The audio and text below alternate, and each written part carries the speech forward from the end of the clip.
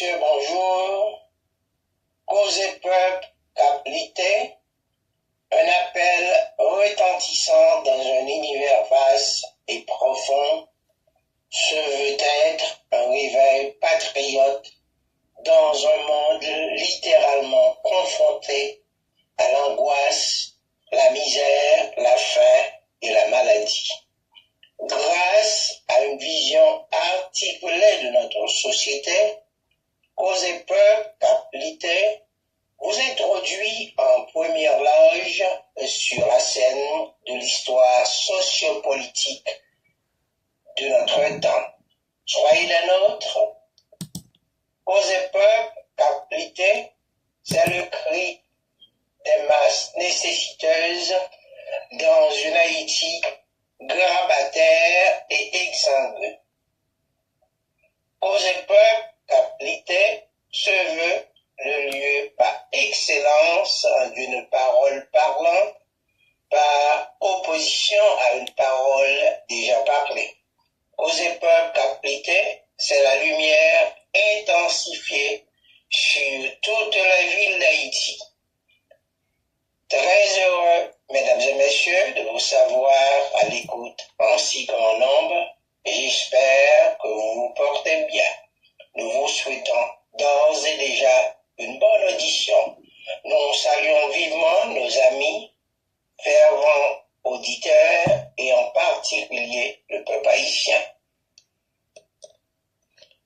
Ces mangeurs de constitution, à l'occasion du 38e anniversaire de la Constitution haïtienne, nous avons jugé bon et nécessaire de vous diffuser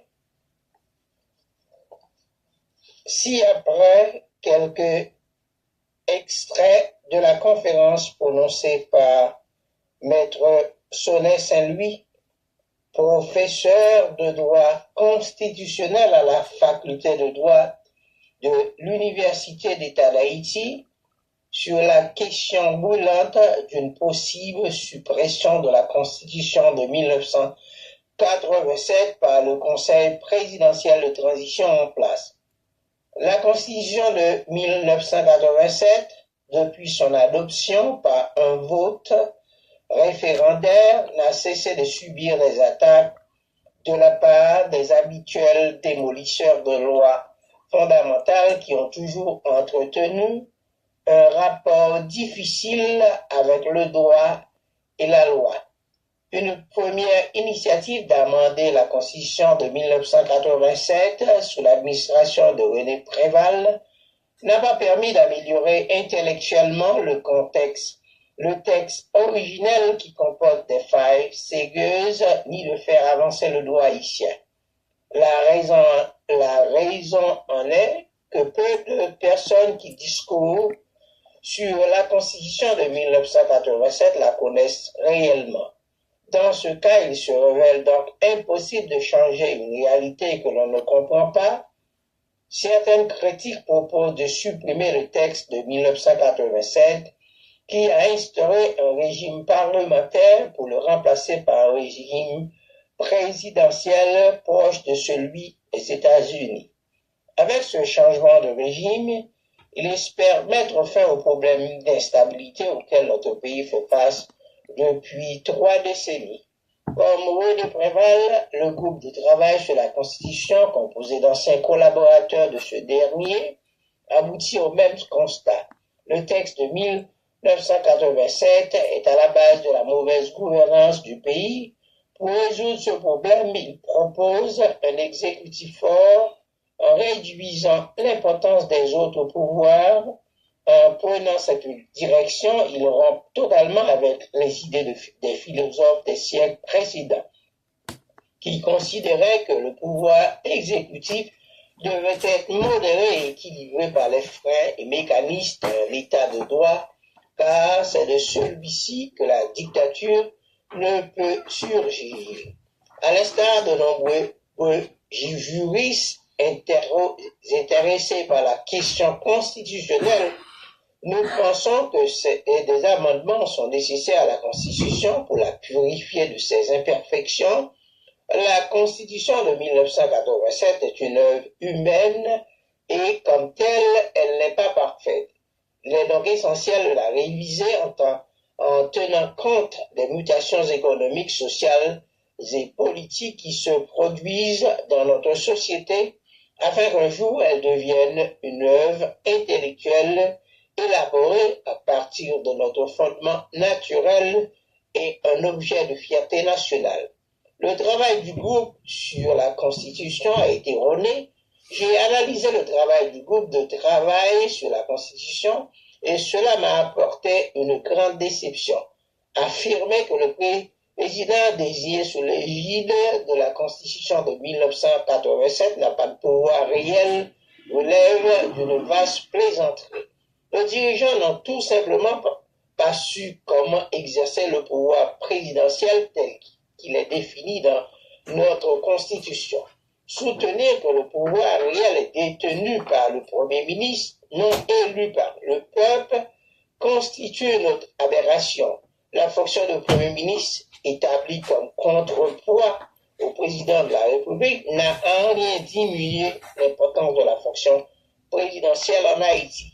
Ce système de partage des pouvoirs où le président de la République et le Premier ministre exercent des compétences distinctes exige plutôt une collaboration étroite, un dialogue permanent sur les questions fondamentales et les politiques à adopter ensemble afin de garantir la démocratie, l'état de droit et le bon fonctionnement de l'État. Argumenter que le Parlement haïtien est tout puissant en raison de l'absence du droit de dissolution des chambres attribué au président alors que ce droit est censé garantir un principe fondamental de l'état de droit, à savoir l'égalité politique, relève d'une grande incohérence. En ce qui concerne l'absence du droit de dissolution dans le texte de 1987, les constituants ont fait preuve d'une grande habileté juridique et intellectuelle en imposant une rationalité tirée de notre histoire et de notre contexte politique. Les présidents, souvent animés par l'obsession du pouvoir personnel, refusent systématiquement d'accepter les mécanismes de pondération et de modération des pouvoirs de l'État, caractéristiques d'un véritable État de droit. En réalité, ce que l'on cherche à imposer au pays, c'est une forme d'absolutisme présidentiel, à l'instar de la situation actuelle. Nous nous retrouvons avec un pouvoir sans contrôle, dépourvu de toute transparence, et qui écarte l'éthique gouvernementale. Ce modèle de démocratie autoritaire que l'on souhaite installer en Haïti invite le peuple à choisir ses représentants tous les 5 ans, mais uniquement pour légitimer des politiques qui ne correspondent en rien à ses véritables préoccupations. La réforme constitutionnelle est un projet souterrain faisant partie d'une stratégie globale visant à remettre en question notre indépendance nationale. Comment organiser un référendum pour le 11 mai 2025 lorsque le projet de constitution sur lequel les citoyens seront appelés à se prononcer n'a pas été vulgarisé et ne fait l'objet d'aucun débat, tant dans les milieux académiques que populaires. C'est un véritable coup fourré, une manœuvre désespérée d'une certaine caste de la société haïtienne qui ne rêve que d'une société de privilèges. Les amendements de 2011 en sont la preuve. Ils marquent la volonté d'une élite de priver les populations locales de toute participation aux décisions concernant la gouvernance de leur pays. Pour ce qui est des sommes importantes dépensées entre petits copains pour mettre en marche cette mascarade de réforme constitutionnelle dans un contexte de grande détresse haïtienne inédite, il est évident que des questions légitimes surgiront lorsque la nation exigera des comptes. Haïti n'a pas de problème constitutionnel majeur. À l'heure actuelle, nous incarnons la seule position capable de mettre fin à toutes les tragédies que traverse notre nation. Nous sommes l'opposition à tout ce qui est fait en ce moment, car ces actions nous conduisent davantage vers une perte totale. Nous avons une responsabilité politique, éthique et intellectuelle à assumer et nous souhaitons la prendre pleinement en charge pour la rédemption de notre patrie afin de redonner à chaque Haïtien une raison de croire et d'espérer. Pour le moment, Haïti n'a pas de problème constitutionnel majeur et l'intérêt principal de la population réside dans le rétablissement de la sécurité qui passe nécessairement par la mise en place d'une nouvelle gouvernance. La Constitution de 1987 a fait ses preuves malgré les critiques. Elle a permis d'éviter l'inacceptable et de préserver l'indispensable pendant ces 3 dernières décennies. D'ailleurs, nous continuerons à nous y référer dans la défense des droits des citoyens, en particulier des justiciables, car cette charte fondamentale est très généreuse en matière de garanties essentielles. La Constitution de 1987, œuvre collective de notre nation, n'a pu avoir de réalité effective qu'en fonction des forces morales, économiques, intellectuelles et politiques qui l'ont soutenue. Les difficultés rencontrées dans son application sont dues au fait qu'Haïti possède des élites sauvages, réfractaires aux normes qui se révèlent, elles, incapables d'évoluer dans un pays démocratique, moderne, dominé par les principes de l'état de droit et de la bonne gouvernance. En raison de notre difficulté à accepter les normes, aucune constitution, qu'elle soit techniquement bien rédigée, politiquement équilibrée ou même élaborée par une divinité, ne sera jamais véritablement appliquée en Haïti. Cela soulève la question pourquoi nos lois, pourtant jugées excellentes, n'ont-elles jamais été appliquées. Aujourd'hui, la véritable menace ne réside pas dans la Constitution elle-même, mais dans le projet réactionnaire imposé par des forces rétrogrades agissant sous le diktat des puissances étrangères. En effet, c'est l'existence même de la nation qui est remise en question au sein des centres de pouvoir mondiaux qui cherchent à transformer Haïti en un simple territoire transnational. Ces petits agents locaux déjà alignés malgré leur faux discours nationaliste, ne rêvent que de profiter de l'argent facile. Au-delà des réformes structurelles indispensables, les citoyens de tout horizon, témoins d'une détresse humaine sans précédent dans leur pays, attendent des actions concrètes de la part des nouveaux dirigeants pour redresser la situation. Il est plus que jamais nécessaire de faire entendre des voix fortes et légitimes pour offrir à notre nation une nouvelle direction claire et déterminée. Nous devons nous engager résolument dans une action patriotique. Il faut aimer la loi et la vouloir dans ce contexte où nous semblons glisser inexorablement vers la chute. Certains silences sont particulièrement inquiétants, comme celui du prestigieux barreau de Port-au-Prince dont je fais partie, ainsi que des grandes voix de la communauté juridique nationale, des intellectuels, des écrivains et des artistes qui, autrefois, se levaient pour dénoncer et ce qui est inadmissible et inacceptable. Pourquoi se sont-ils tus ou endormis à un moment où l'existence de la nation n'a jamais été aussi menacée, alors que nous faisons face à une gouvernance hybride, mi-publique, mi-privée, réunissant des autocrates affamés et pourvus de toute consistance intellectuelle et idéologique. Cette gouvernance efface les frontières conceptuelles entre l'État et la société civile, entre l'intérêt général et l'intérêt privé. Comme le disait avec une ironie mordante celui qui le savait, la nation prend acte de ce fait incontournable, à savoir que la criminalité organisée, la corruption des élites et les trafics en tout genre sont des actions entreprises par ceux qui, paradoxalement, sont censés incarner le bon temps de l'histoire. Notre combat est constant et notre détermination inébranlable.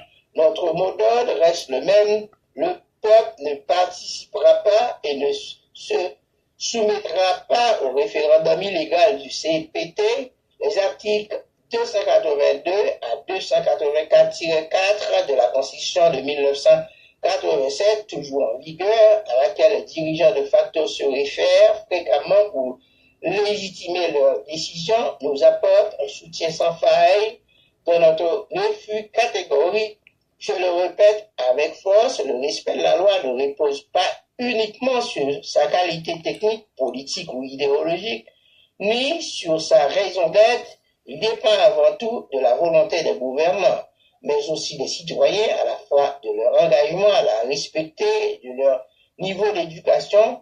En somme, le respect de la loi est d'abord une question d'éducation. Il faut apprendre aux Haïtiens à aimer la loi et la vouloir. On ne peut pas donner des lois à des individus pour assurer leur respect qui n'aspire qu'à la brutalité pour gouverner et assurer leur domination. Il serait plus judicieux de les éduquer d'abord avant de leur imposer des lois, former et des hommes, et tout ira pour le mieux.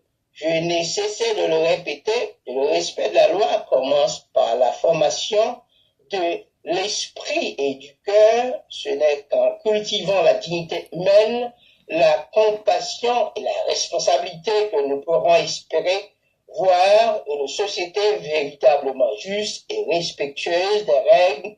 Éduquer, c'est bâtir un avenir plus serein et plus solidaire pour tous. Maître Sonnet, Saint-Louis, 29 mars 2025.